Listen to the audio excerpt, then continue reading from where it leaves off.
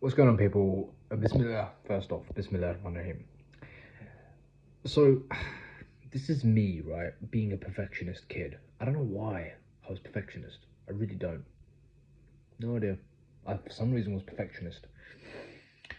Um, but there's no such thing as perfection. There's guidance, and there's doing what's right and doing what's true and doing it with 100% conviction. But there's no guarantee that it's going to work out. That's why that quote exists. Tie a camel and trust Allah. You tie a camel and you trust Allah. You tie a camel, i.e., you do the work, do whatever task it is that you need to do, and then you trust Allah because you're not the one that has the outcome in your hands. And there's a similar quote in the Bhagavad Gita where it says that you do not owe, like you're not owed the fruits of your labor. You're not owed the fruits of whether it works out or whether it doesn't work out. You're not owed anything. You were just owed one thing, or you are supposed to do it with only one intention in mind. It's the sincere pleasure of God. Obviously, the Bhagavad Gita uses the word Krishna, or uses a different word for God, but it still uses the same eschatology or the same idea. I should actually say epistemology, was the science of meaning. It's the same thing. It's doing it with ikhlas, basically, in Islam.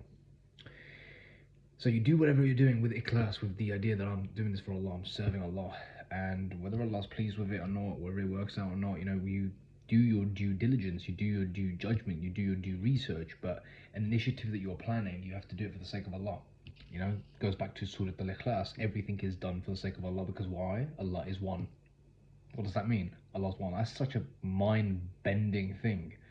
If Allah is one, that means every single thing you do is done with Allah in mind. And if you do it ever with anything else in mind, you have gone astray from the path.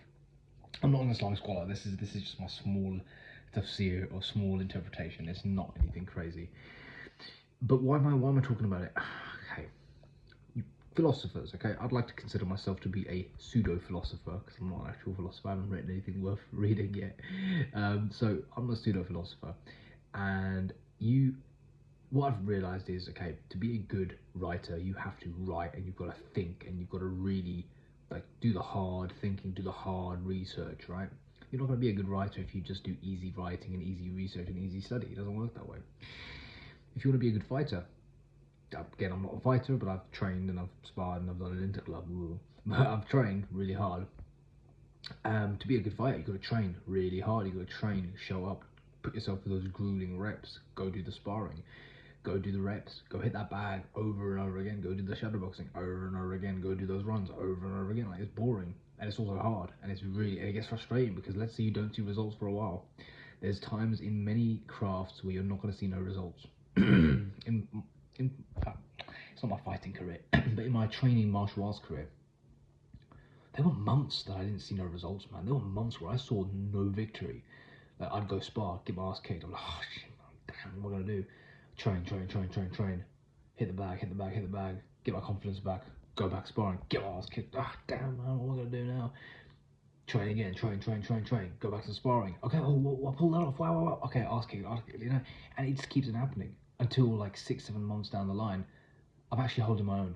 I'm actually doing really well. I'm actually able to dodge. I'm actually able, it's coming together, like my combos, I'm able to outthink and outmaneuver the opponent and hit them at critical moments. Like, it's not even planned, right? I didn't even try or mean to do it. It's just happening because all those months of data, all those months of training, all those months of rule has kind of like formed a pattern system within my own psyche where it is doing the fighting rather than consciously me, if that makes sense. That's the point of the training, to be ready when you need to be ready.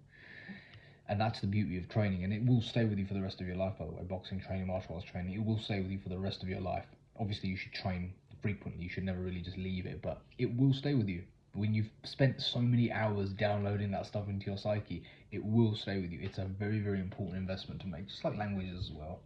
Languages are a hugely important investment, and also, I believe, any really skill that's beneficial, any skill that's good for humanity, languages, fighting, medical stuff, basic electrical stuff, basic engineering knowledge. These things are good to know. Carpentry, good carpentry, man. We've really thrown the trades out the window because we are so arrogant, but those are the things that actually keep society running. But we're so easily led by the AI generation and internet and Google to do all the work for us, to do all the research for us. But you do realize that when you study, you actually build those neurons in your brain. When you study, when you research, when you're interested in a topic and you want to write an essay, let's say, or you want to write a book, or you want to write an article, or you want to make a video, whatever it is, the research that you have to do, it is the process in and of itself, the work, the desire, the intention to uncover the truth.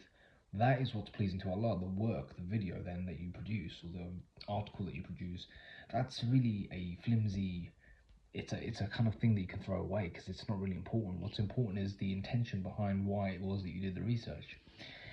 And I'm talking about this in regards to your problems as a human being, as a young person. You're going to face so many problems. Like, all the problems you are facing are problems that people have faced in the past. And they dealt with it by having tawakkul, having good guidance, and by wrestling with it. Okay, and most of the time they didn't wrestle with it by themselves. They did wrestle it with their friends and their families, but you mostly are going to wrestle with it by yourself. All right, and there's some harsh and uncomfortable and ugly truths about yourself that you're going to have to uncover.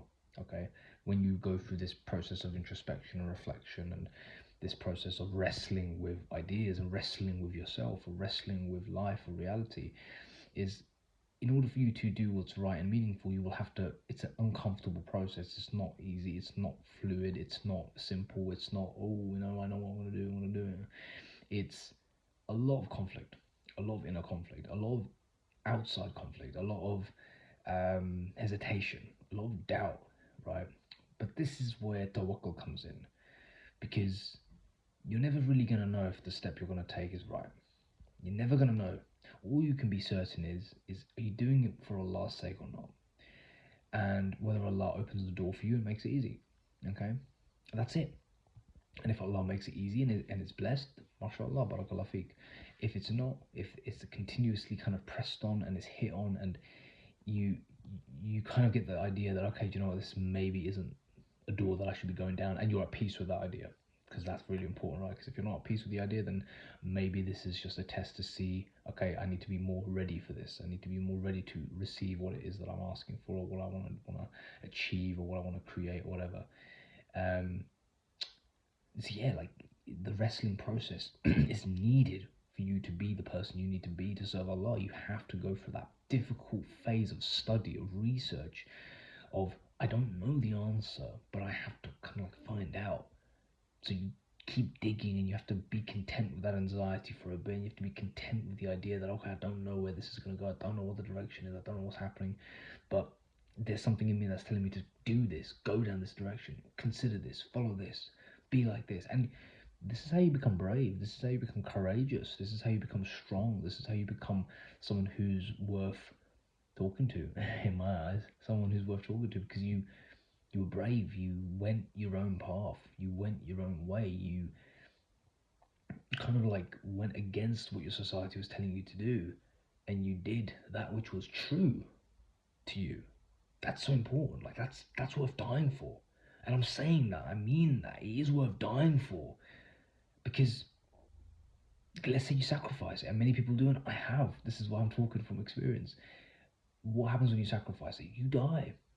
You die. You physically, I mean, you don't physically die, but you spiritually, inside, the inner you dies. You lose it. You lose the spark. You lose the divine spark, man. You go back to dying and living a life where you're not alive.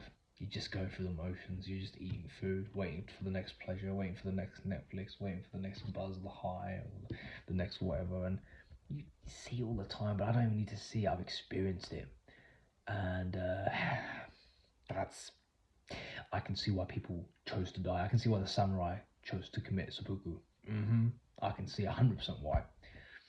Because they would rather death than dishonor. They'd rather death than live as someone who was dishonored or had dishonored themselves. The shame of dishonor was so overbearing. To go through the motions and live life as a shamed individual was not even worth considering. They'd rather kill themselves. And that's called warrior culture, but I actually think that's I just think that's human beings, actually. And now obviously it's a bit extreme to literally physically kill yourself. There's always a chance to change, there's always a chance to come back, there's always a chance to redeem. So maybe killing yourself, I don't think is necessarily the best way of going about it, but it's definitely an idea worth considering. It's definitely not killing yourself, obviously.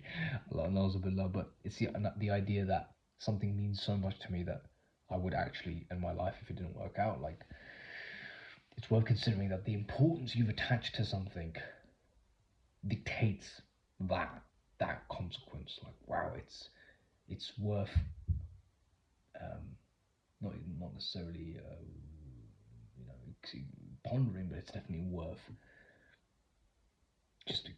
I don't know. I'm trying to get my words out. I don't know what I'm trying to say. Anyway, the point I'm trying to say is you have to wrestle. You've got to fight inside to come to the truth. All right, and no negative messages. Don't bloody do anything stupid. I don't agree with the kamikaze attitude to life. It's outdated and it's not meant. It's not even Islamic. It's not even Muslim. It's not even Sunnah. So forget about it. But anyway, it's just a warrior attitude that I'm just quite fascinated by. All right, I'll see you in the next one.